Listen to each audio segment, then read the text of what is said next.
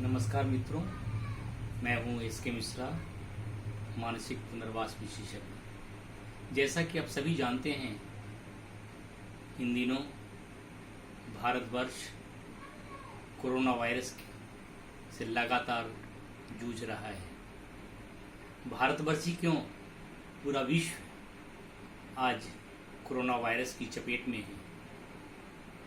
एक आदमी अपने घरों के बीच कैद है।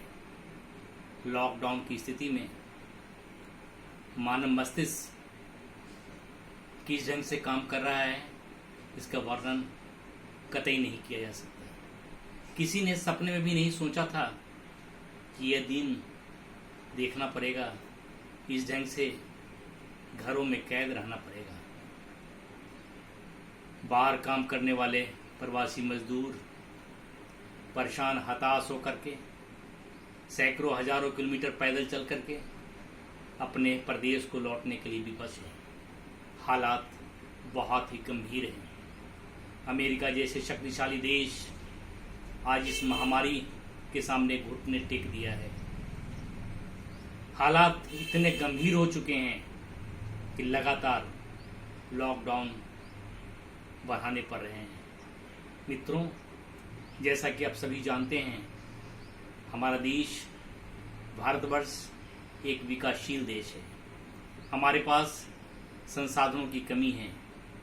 हम अमेरिका नहीं हैं, हम जर्मनी नहीं हैं, हम इटली नहीं हैं।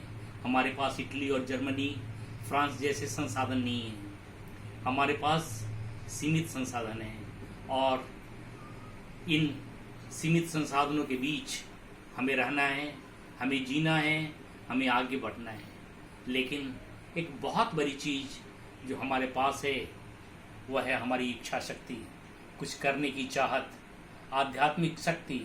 और इसी की बदौलत आज जैसा कि हम देख रहे हैं, पूरे विश्व की तुलना में, अन्य देशों की तुलना में देखा जाए तो भारत में कोरोना वायरस से मरने वालों की संख्या काफ़ी कम है। मित्रों, अभी यह बहुत संकट का दौर है। हम घरों में कैद हैं और अपनों के बीच ये बहुत ही स्वर्णिम मौका हमें मिला है बिताने का, शेयर करने का, एक दूसरे के बीच इंजॉय करने का। तो आइए आज इस लॉकडाउन की घड़ी में अपनों के बीच जीवन जीना सीखें, अपनों के बीच शेयर करना सीखें, अपनों के बीच संवाद करना सीखें। मित्रों, प्रकृति बदला लेती है और ये जग जाहिर है कि हमने प्रकृति का जम करके दोहन किया है। प्रकृति के साथ जम करके छेड़छाड़ हुआ है, पहाड़ों के साथ छेड़खानी हुई है, नदियों के साथ हमने छेड़छाड़ की है।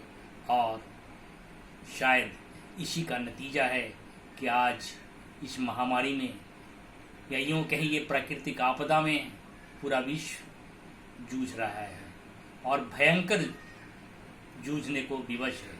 मित्रों, प्रकृति से जितना हम दूर रहेंगे, प्रकृति से जितना हम वंचित रहेंगे, निश्चित रूप से समय समय पे इसी ढंग से प्रकृति अपना रौद्र रूप दिखाएगी और हम घुट घुट कर मरने को विवश रहेंगे। तो आइए प्रकृति से प्यार करना सीखें, प्रकृति को जानना सीखें और प्रकृति के करीब रहना सीखें। लव नेचर और एक आदमी को प्यार करना सीखें, जानवरों से प्यार करना सीखें।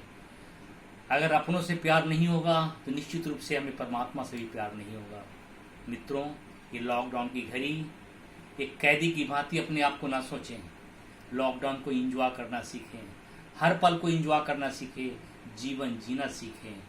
जो करें, शारीरिक, मानसिक, आध्यात्मिक रूप से स्वस्थ रहने के लिए जितना संभव हो सके कोशिश करें और यही कोशिश निश्चित रूप से हमें कोरोना को पस्त करेगा। जय हिंद।